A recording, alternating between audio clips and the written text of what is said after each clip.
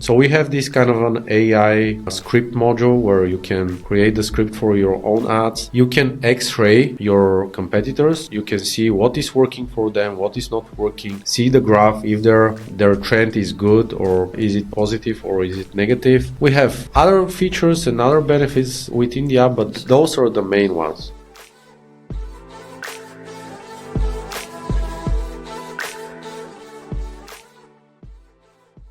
Antti, John? we have a guest today. It's a friend that we met on Elite Mastermind, and I would like to let him speak, and then we're going to ask a lot of questions because I have a lot of questions for him. It is Mladen. Hi, Mladen. Hi, John. Hi, Antti. Thank you for having me. It's a great pleasure to be here and to be part of this podcast. A pleasure to meet you as coming. well. Thank you for coming. So, can you introduce yourself to our audience? Like, what's your story? Yeah, sure.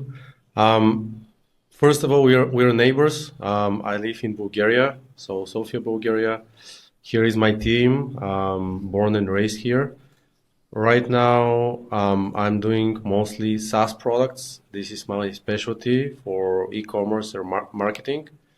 In the past, I think 5 years now, maybe more, I'm running a company of my own called Web, which is a company specialized in creating SaaS products.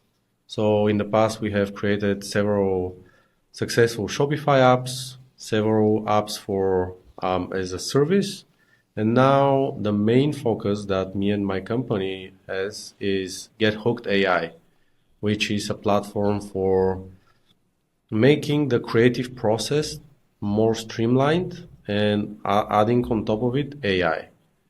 So those are the things that we are currently working on. Right now we have 8.2 million ads in our library. Our goal is to exceed all of our competitors' libraries and to be one stop for finding a good ad and finding an inspiration for people's e-commerces and other businesses that are being advertised online. Okay, Yeah, great. That's great. But definitely, like Get Hooked, would like to talk more about that later. Later in the discussion, it's something that I really want to dive deep in it. Yeah, but first of all, I would like to learn more about you, like how you started, because Shopify is something that we love here. Like we really focus, like my e-commerce store is in Shopify. I really know my ways around Shopify, and I really like the platform.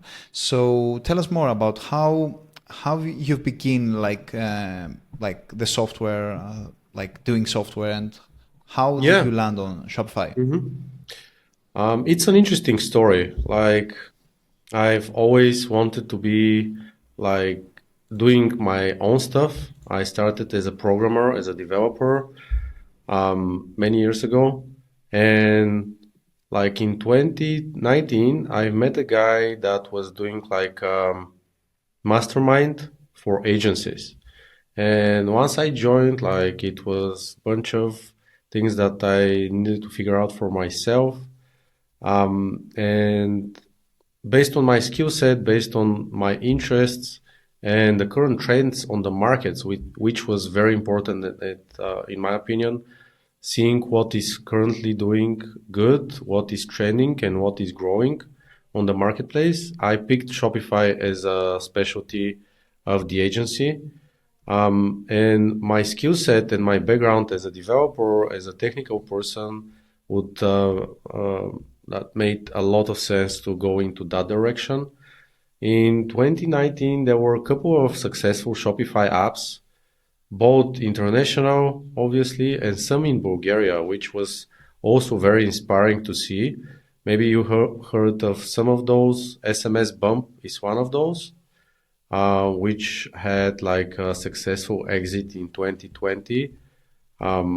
Yotpo, like one of the behemoths in Shopify ecosystem, bought the company. And the founders, good friend of mine, Mikhail and Georgi, also like inspired me to go deep into that direction. And one of the pivoting moments, one of the most important moments in, I think, was when we were attending like a Shopify conference in Amsterdam with Mikhail. And like wherever you say Bulgaria, like the association there was SMS bump. It's already was like doing pretty good. People were using it at that time. Probably 20 or 30,000 people were using it already. Um, and that was like a moment that I decided, all right, this is something that I want to do in the next 5 years. That's a great ecosystem. I have this kind of a role model or model that I would like to follow in terms of what was achieved. And it's possible from our part of the world. And that's how I started with Shopify. And since then, I never looked back. Like I haven't looked into WooCommerce or any other kind of ecosystem. Of course, Shopify, as anything else, has like upsides and downsides, trade-offs, which are part of the business world, and it's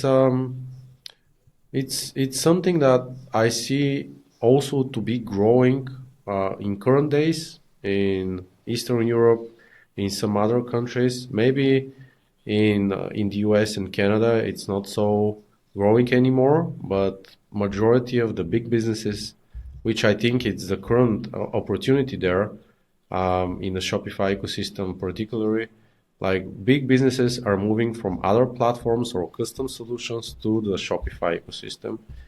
And yeah, that's how I started. That's how I ended up with meeting my current partner, Alex.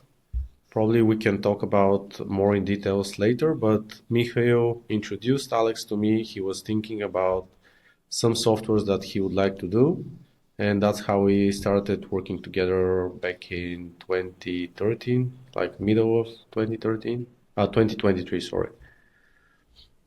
Yeah, that's great. So you are partners with Alex Fedotov now to say for Gethooked.ai. Alex Fedotov is the guy that we did the lead mastermind, and we attended both three of all of us. So you said like you made an exit. Can you say like around how much was this exit, or you will keep it like private? It's like 6 figures, 7 figures, because Yotpo is it's a big company. Maybe I can elaborate more. SMS Bump did the exit. The owners, Yeah. Mikhail and Georgi, are good friends of mine. So they did Yeah. like,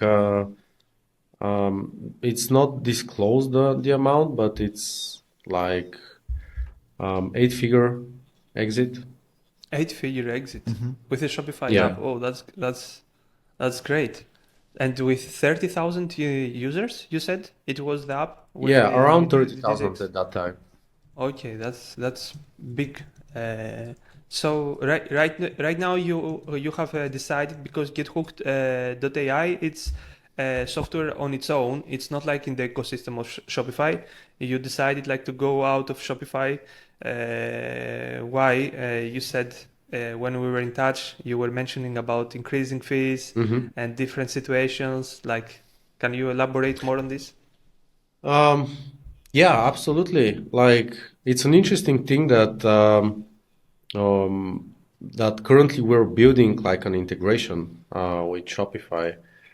The reason that we started as a standalone app was mainly to focus on the bigger pain point at that time that Alex team had, and then pivoting it as a SaaS product, which was how to make a more streamlined process to do the creative sourcing and the creative creation.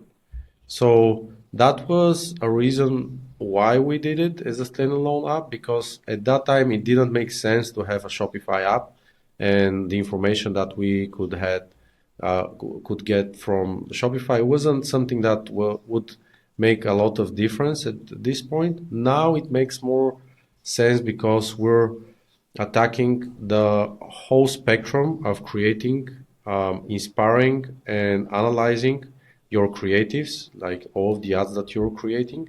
So now it makes sense to also integrate with Shopify because we can do more kind of a personalized approach in the creation and the inspiration part of Gethooked AI.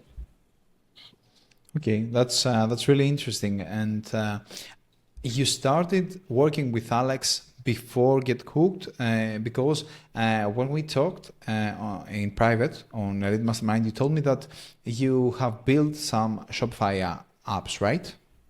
Correct, yeah. And you worked like with Alex after building the Shopify apps to create something like bigger, like a platform outside Yeah. Shopify, I suppose. Yes, actually, when we started to work together, it was more how we could streamline their process, the current process that they have, with the idea that later, once we figure this out, then we can make it as a public software.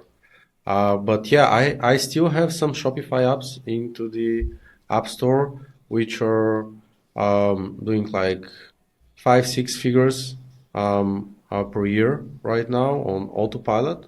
One of which it's called Fuse. It's an upsell app for cash on delivery markets, which is like in my mind one of the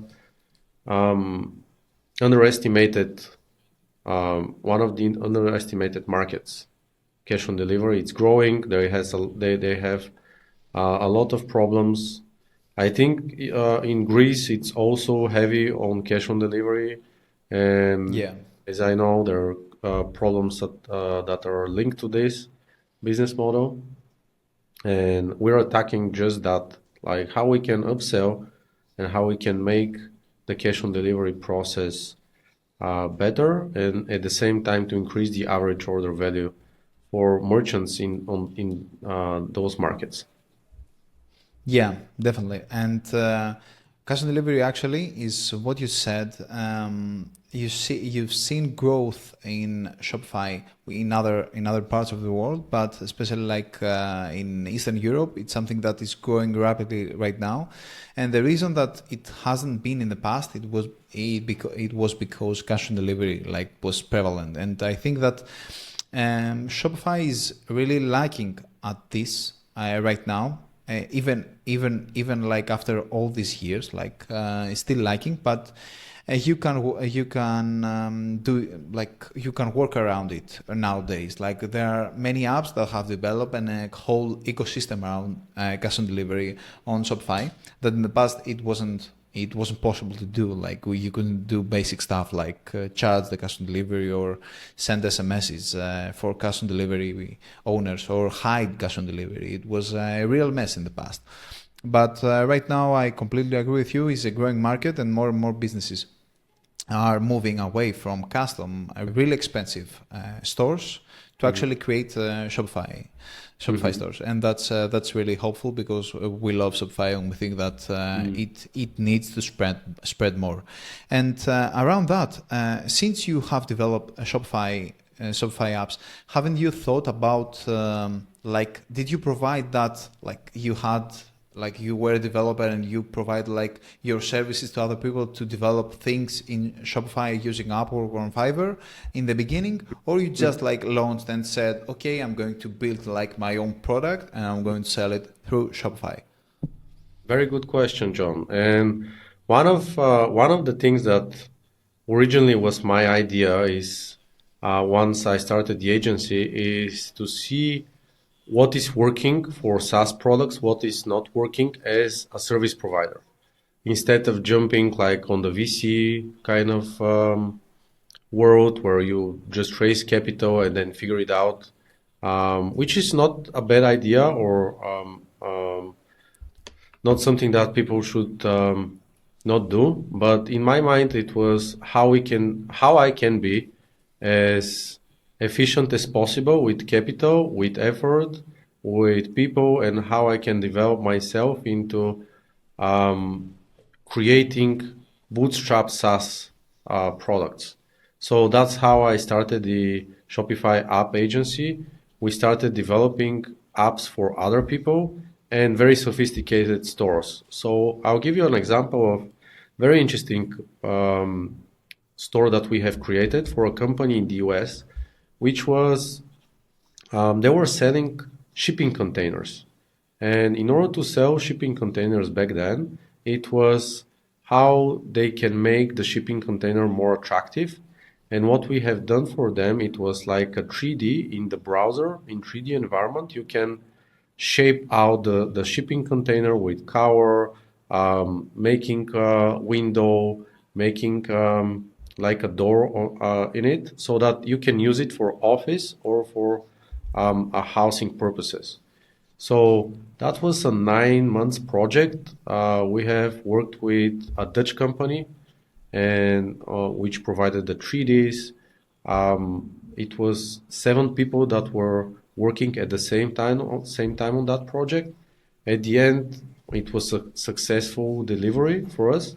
But unfortunately, in 2020, when COVID hit, like shipping containers and supply chain was broken, and that caused the business to have less of a traffic, less of supply for the shipping containers of their own. But the technology that we have built there, first of all, it was very interesting to be built, to work in collaboration with international companies, which was something that I haven't done before of my own. I have done it as a developer, as part of other companies, um, but not never of it's my own company, and it was very nice experience. And I would like to go back a Is little bit. this i- is this website live right now, or it's completely closed? Currently, it's not available, but I can provide you with a link and make a like a demo of what was built because Yeah. that business didn't go through COVID very well. And going back to the Shopify story, like before like started my own company, I was deputy chief technology officer in the second largest e-commerce in Europe. So we were selling between 60 to 70,000 SKUs per day. It's called Remix Shop. It's a Bulgarian company. Um, Back when I was working in it, it was a 600 people company. So in those 70,000 products per day, that was around between 15 and 20,000 orders on every single day. So that was quite of a challenge to build to be built like customly. And what I really liked about Shopify when I joined, of course, it's a different platform nowadays. It's growing and it's like being being involving all of those years, which also it's one of the key components I think where people are making a decision to move to that platform.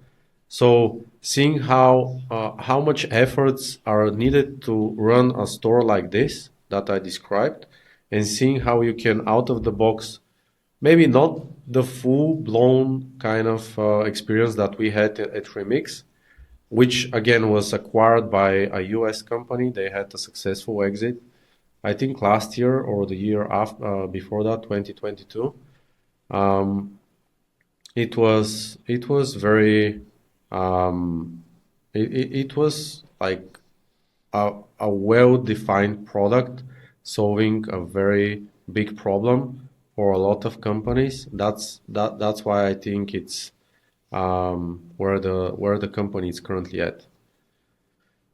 So I don't Yeah, know if definitely. I answered the fully on the question that you had with the Shopify apps, but my original idea was how we can make this for as a service, make some cash, make some good processes alongside making the apps for other people, and learn as we do it, and then at some point as a byproduct of the hours, like work hours that we don't sell for clients, then to make apps of our own and to learn even more and make it more compelling for our clients.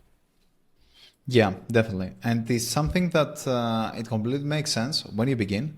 as you saw, like from your own example, the company actually like paid all this money for you like to actually develop the product, but you hadn't like any risk involved. You learned so much, but they actually like you got your money and everything was okay. But for the other company that actually invested all this money, like it was like a very very high risk situation. That yeah, so that's why I think that going the agency route in the beginning, even if you are like marketer or developer, it makes sense for you to actually learn a lot and build skills without actually risking your own money with because we have heard like because we have like a Greek podcast right now, and we have talked to a lot of business owners and people texting back at us and tell us, okay, I was the developer, I took like a loan and to create like a 30k 50k loan just to create like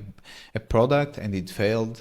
And those actual stories exist a lot, and I think that you can learn a lot from your story and how you approach that. You can definitely go with the raising money and capital route, but yeah, I don't think that you being in Bulgaria, it's actually like you don't have the right connections to actually raise a lot of capital. It's the same thing in Greece as well. Like very few companies actually raise money here in Greece. You need to move, like you need to go around. So bootstrapping and what you did, it actually makes a lot of sense in your case and like in the Greek's case as well. So I would like to ask, right now that I'm talking about capital, your Get Hooked, how did you fund it? And like when was the point that you said, okay, I'm not going to do any of the agency stuff. I'm not going even to build my own Shopify stores. I'm going to move to another thing. How was that thought process? Yeah. Again, very good question. And SaaS business in general, now when I have 5, 6 years of business experience, I would definitely say that it's the hardest business model of them all.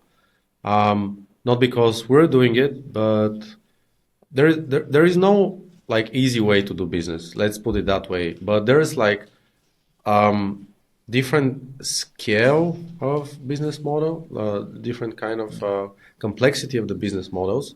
So what you said about the agency model, I totally agree. Like you, while you're developing stuff or making marketing for other people, you build the business skill set that you need for other business models.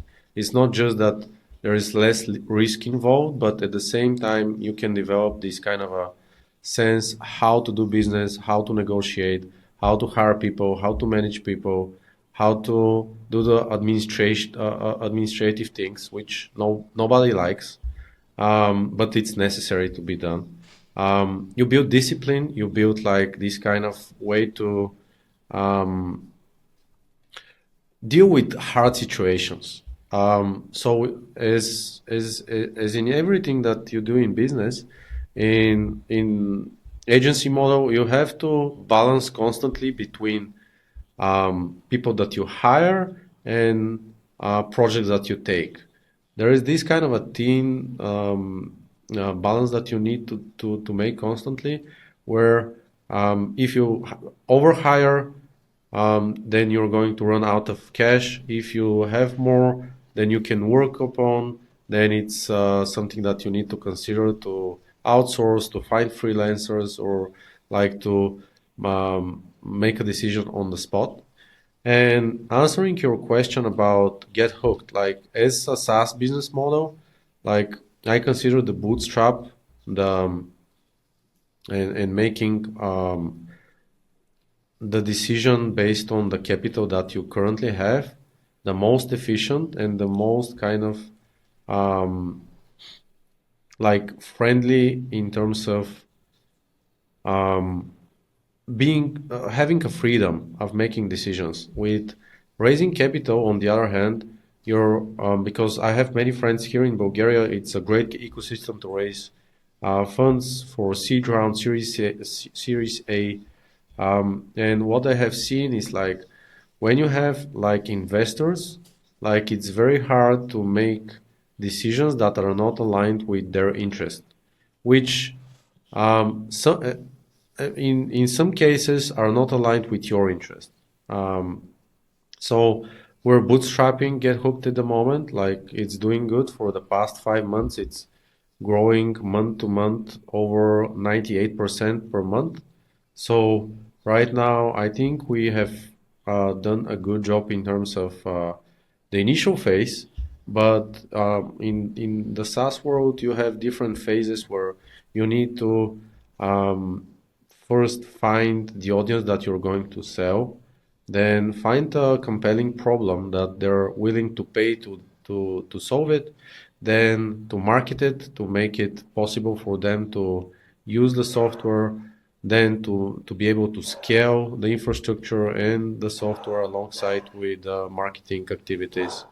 And I think we're in the the time where we're still seeking for product market fit. We're not there yet, in my mind. There are different personas that we're trying to see who is going to have the best out of the product. Either brands with like already existing teams or solo entrepreneurs that are running the brand of their own without any team involved, or agencies. So those are the kind of the personas that we're trying to attract right now. And until we find the sweet spot of like problems that we solve and the growth of the product, I think there is a lot of work to be done. And right Yeah. now we are in that stage. So, Yeah. to Yeah. give some context to the people, Gethooked.ai, you said like we have just said right now that they have more than 8 million ads inside. Can you describe a little bit what is about, and to give a little bit context, like what is doing exactly? Okay, yeah. So right now, more than 8 million ads are within the library of Gethooked. We have algorithms that are calculating if an ad is a winning ad, if it's something that was just tested and it wasn't working for the brand that was running it.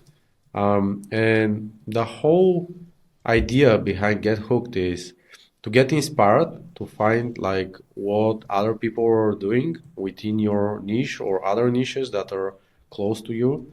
We have an AI search, so we have all of those 8 million ads made with categorization, filtering options.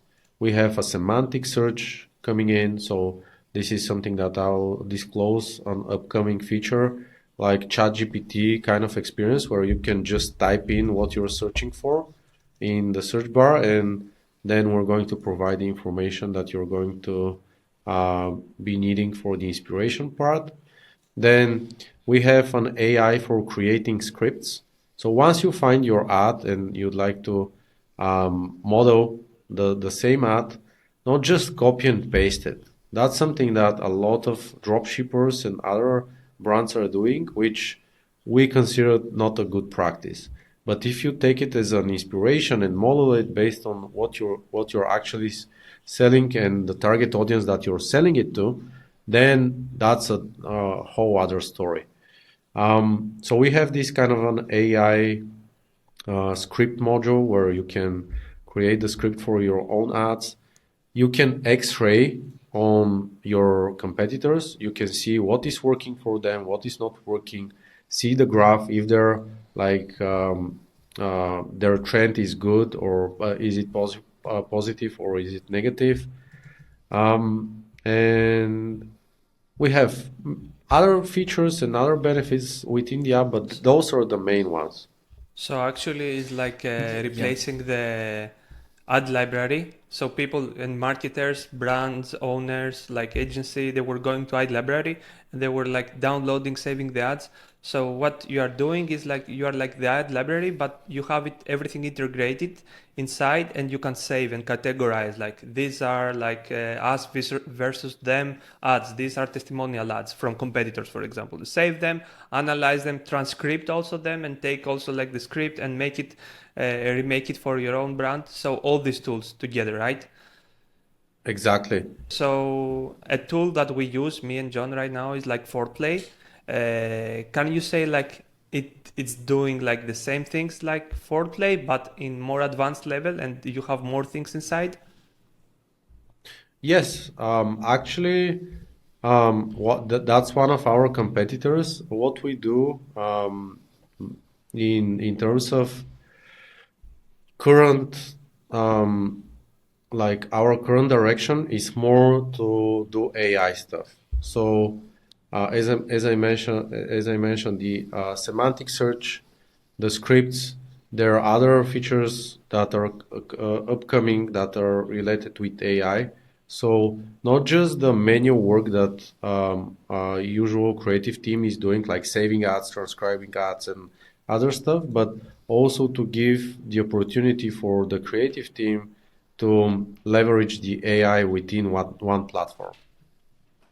Okay, Yeah, yeah. yeah. So because I've used like Gethooked, and it's something like foreplay with AI basically. Like you have like you can create another thing that is really good in Gethooked that I really liked is that you can actually take the script and adjust it to your own like brand, which is like something really valuable and something that we used to do actually. Like if you are an agency owner or a media buyer, or you have your e-commerce store, you should do that. It's a really good process, and it's a way for you to actually do it in a specific platform, which is like really cool, the idea. I want to go a little back and like talk about like how Gethooked started, because right now basically what you said is like agency model is basically like business on easy mode. Like all the other business models are regular. Like if you click like in a game, it's the regular, and SaaS is the hard mode. So you went from the easy mode agency owner to the hard mode SaaS. How did you do that? Like, did you met Alex and Alex told you, okay, let's go and build foreplay with AI, or what happened? Yeah. Um, Going back into how and why I started the agency, it was always the original idea how to reach a level where I can make the SaaS model the primary focus of my own and my team. So that was the original idea of the agency model that I was running. At the same time, like as you mentioned, when you have the hard mode on, you need like partners and you need people that you're going to share the journey with. And I think with Alex, we had this kind of, from the beginning, this kind of a vibe between us where we can talk on different subjects, not just on the current project that we're working on or the current problem that we're solving, but outside of this.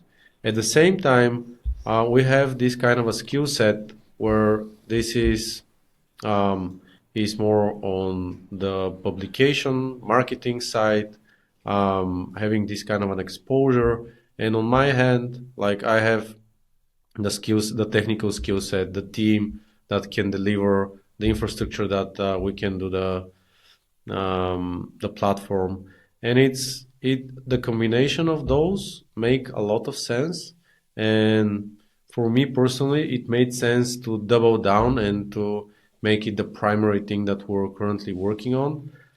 On the other hand, some of the other Shopify apps, other SaaS that we have, are currently lacking focus, and that's something that I need to figure out because they have their own customer base, that they have their own need.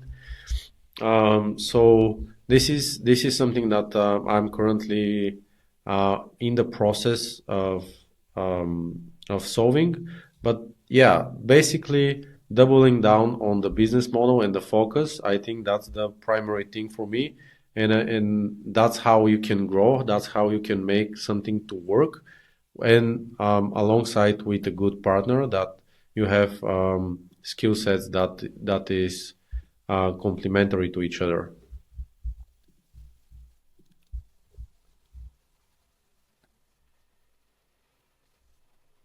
We cannot listen to you. John, you are muted. Oh, sorry. Yeah. How did you meet Alex? Do you have a story around that? Yeah, actually, Mikhail from SMS Bump introduced us to each other, and it was like it started regularly. Like there is this kind of a person that would like to build some software. Can you jump on Zoom, Google Meet with him, and to talk through it? And that's how we originally started. And he's currently in the US, and the time difference was one of the issues that we originally had to solve. But now we have this kind of a tempo of meetings where I think it's working quite well.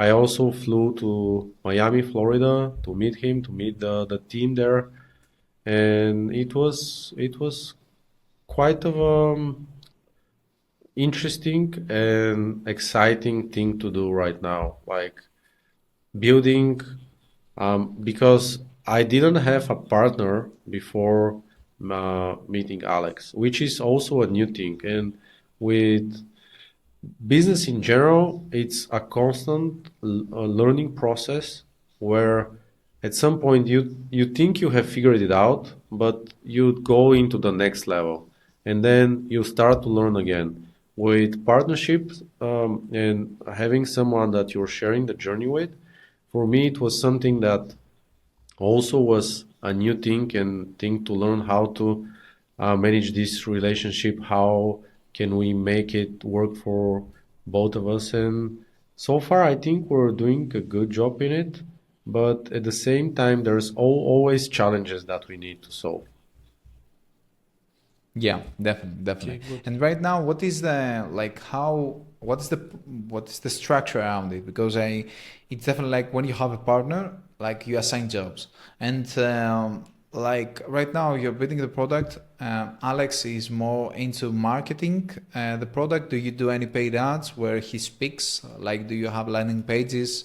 Like how it Hmm. works right now? Again, one of the challenges that we're solving right now. So one of the things that we had was the main channel that we were attracting customers was through his influence and his social media, and the this channel was kind of restricting us to go outside and to attract the better ICP personas that I mentioned, like agencies or um, other people with creative teams. So right now, the main kind of thing for me is to focus on the product and the technology, which means maybe something for the audience here that I think it was um, very much helped me to get where we are currently at is customer interviews. Whenever we have some sort of a problem or a decision to make, the first thing that we do is talk with customers and talk with people that are already using the product instead of guesswork, and instead of making some sort of decisions based on what we think it's a good thing to move forward with. So my thing right now is, as I mentioned, the product, the technology.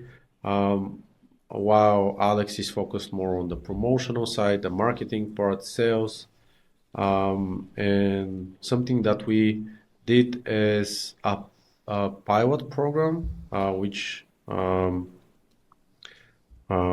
you were attending on the Elite Mastermind, was also to introduce the software into more closed groups where we can talk about what we are doing, where we're going, and to have this kind of a close interaction with a larger amount of people instead of one-on-ones.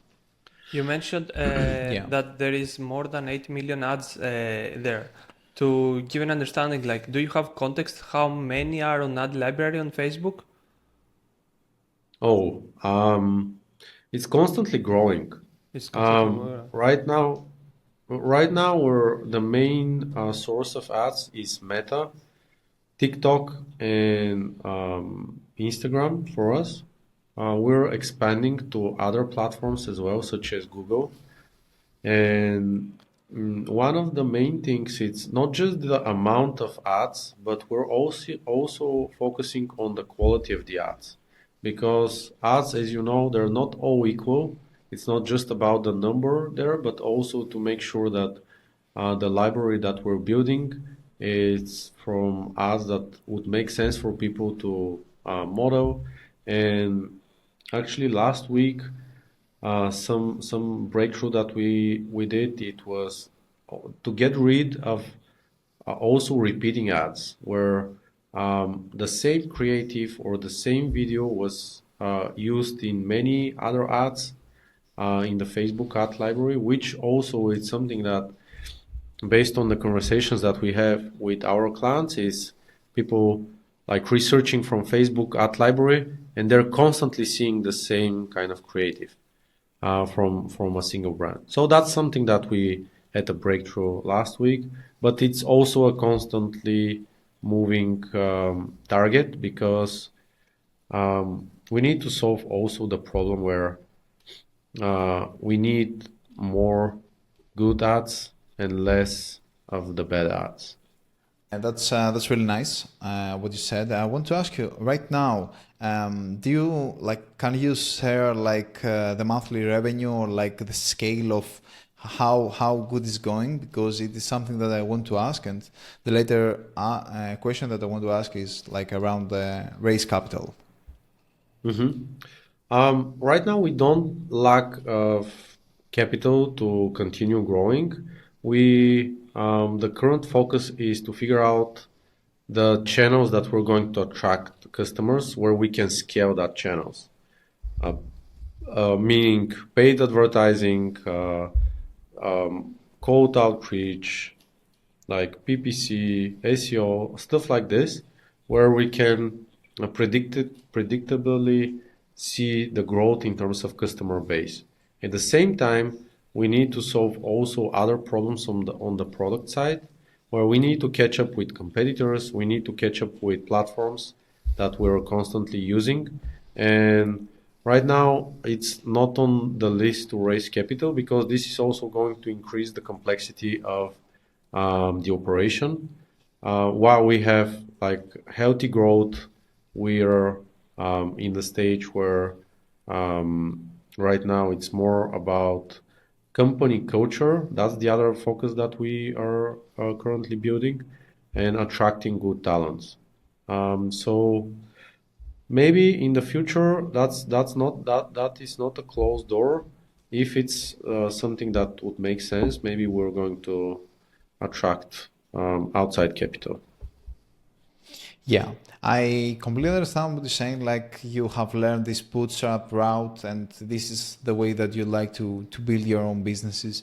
But I was wondering, like, if you have like a decent scale in your own brand, like, and you have like customer base and you have some revenues, then you can like really blow up by like going to California, like going to Silicon Valley and actually raise a ton of capital and try to grow like this, where you can actually like bring more and more clients and actually surpass like big players like Yeah. Foreplay and actually take the whole market, which is something that can happen. And for businesses like they can go to the bootstrap route, or they can go to the raise capital route. It's not right and wrong, but I assume like you have that choice.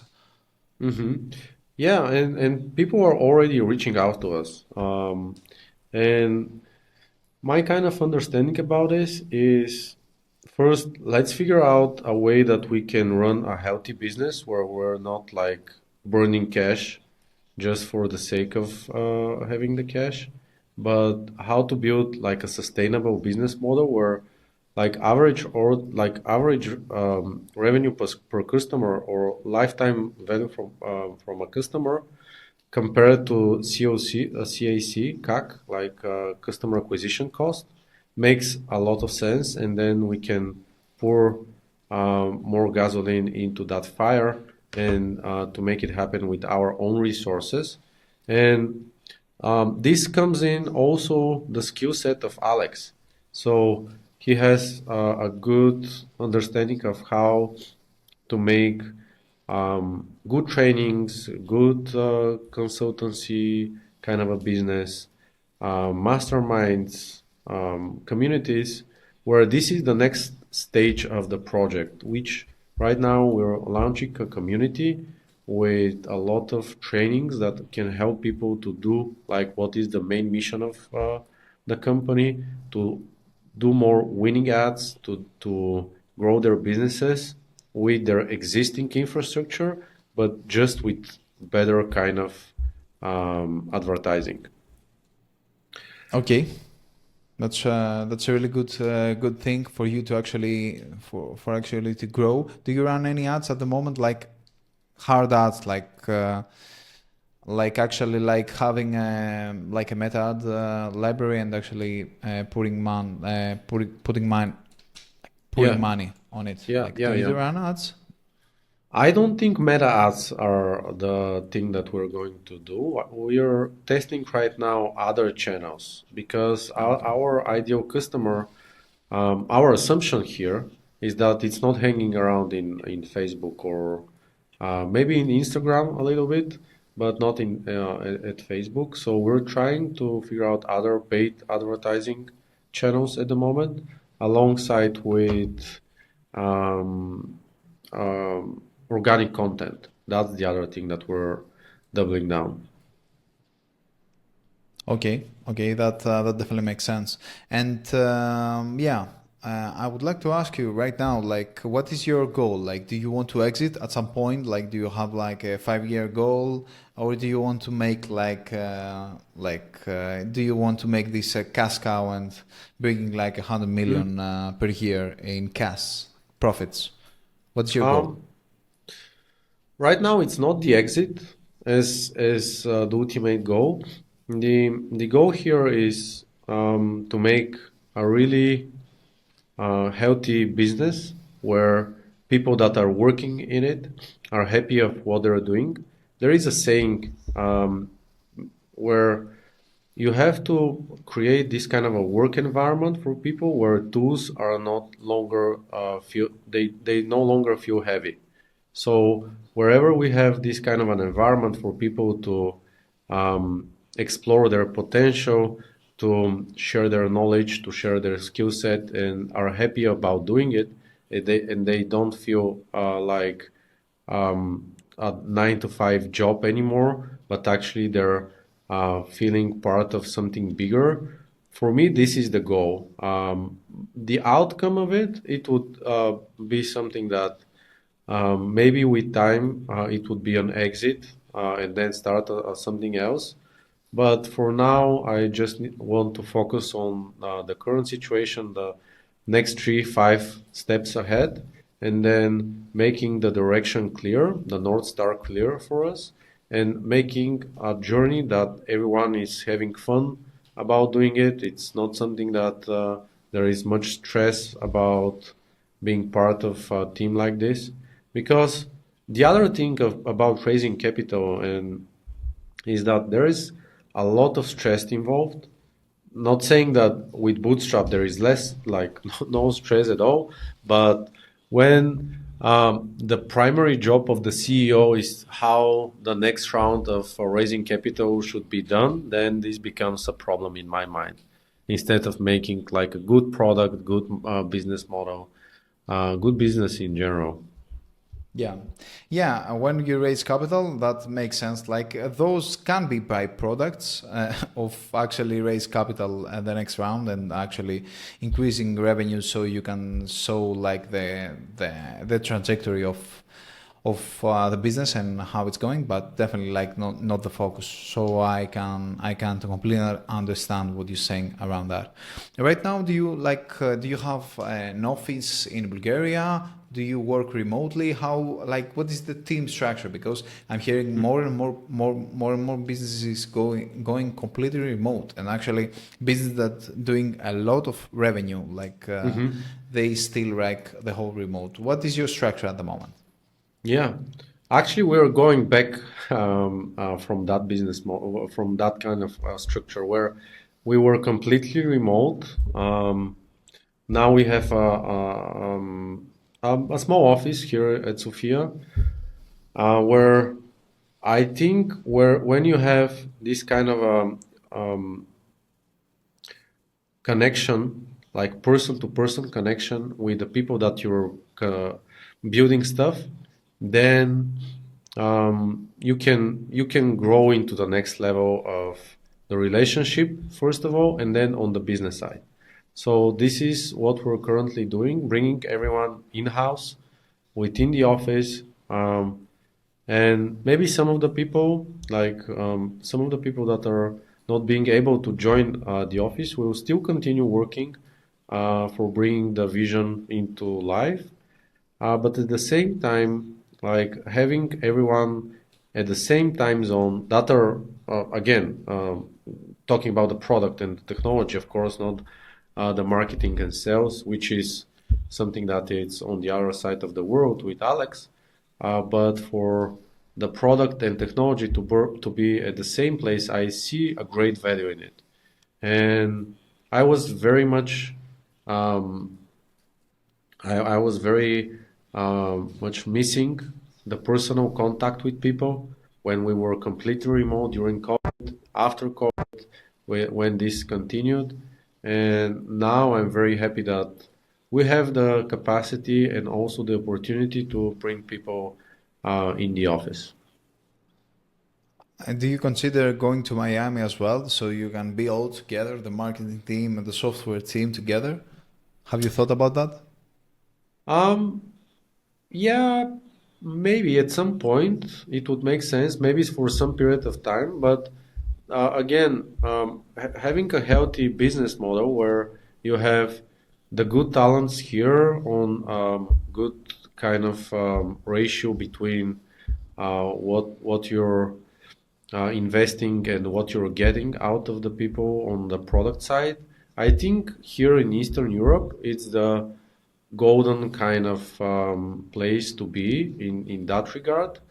But at the same time, having an exposure on all markets with the SaaS product, that's the biggest upside that I see um, with the SaaS model.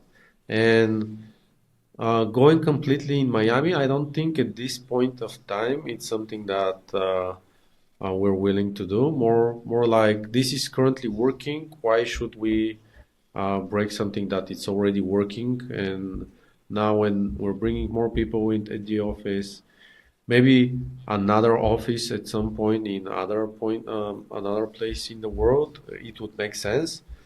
But I definitely can see the upside of being at the same room with Alex, which we did a couple of times already. So maybe a hybrid where maybe I can go there for a couple of weeks, months, and then being part of the team here, something like that.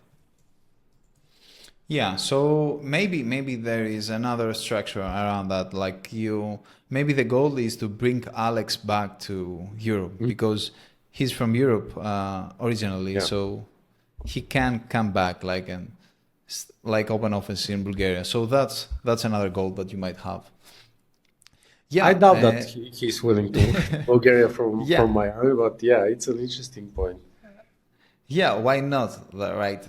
Why not though? Like I think that life in Balkans is better.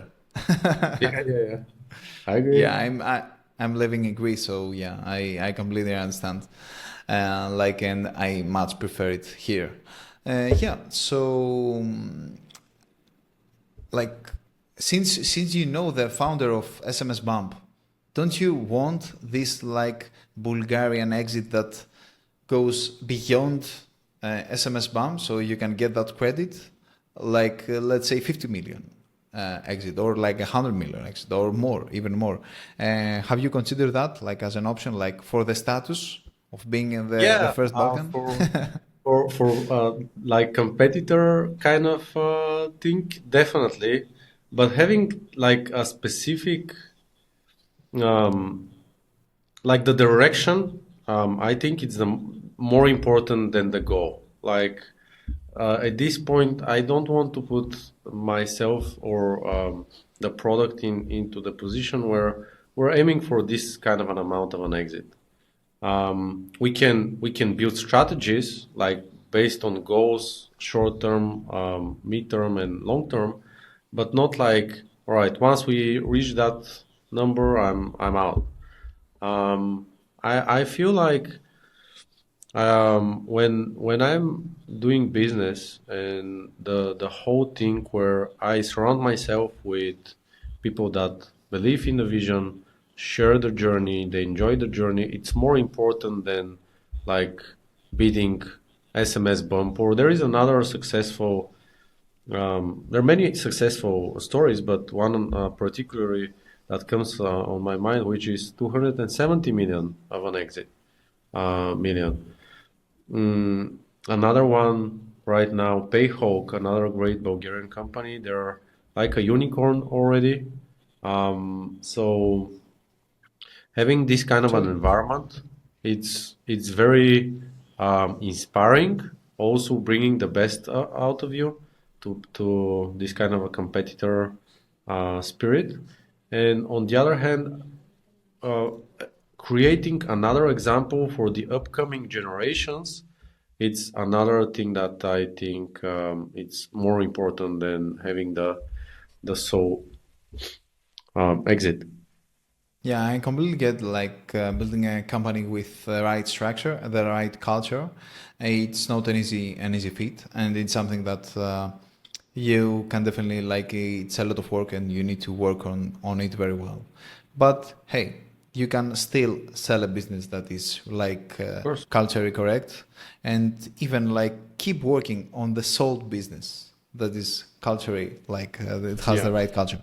Yeah. So yeah, I really like your point of view. And right now, like, are you the CEO? Like, do you have other administrative like or like how is the structure of the business right now? Um, we currently are like restructuring it because of the origin of the product. Right now, there is a new company that we're establishing in Florida, where we're making all the necessary steps for transferring the IP and everything that is along with that. So once we have it, then I can fully answer your question once we finalize it. Right now, my main responsibility, as I see it, is something called CPTO, Chief Product and Technology Officer, where my focus is primarily on the product technology and having a good product overall. Okay, that's really good. Yeah, and I really like the product as I told you as well. Do you have like any links? Of course, I'm going to add, but if you have like any promotions that you run right now, then I can add it to my link below Mhm. that I can share to my social as well. And do you have any promotions about the product? Because let me tell the audience, like it's the foreplay killer for me. Like at least it's something that can actually like if you are using foreplay, if you are using ad library, this is ad library of stereo. Like you can spy on other people, you can really brand spy. Like there are options about that. You can with one click like generate this transcribe of the video, with some that is really hectic at the moment. Even in foreplay or like ad library, it's a mess. You cannot like do it like immediately. You lose a lot of time doing that. And not only that, you can actually like add your brand information and actually instantly change the transcript and create like a UGC video, like a UGC script or a VSL script of your own. So it's not just for inspiring, it's actually for creating with something that it was liking from the ecosystem. So yeah, I definitely recommend anyone to go and download it. I don't know like if you want to say anything like last or like share anything else.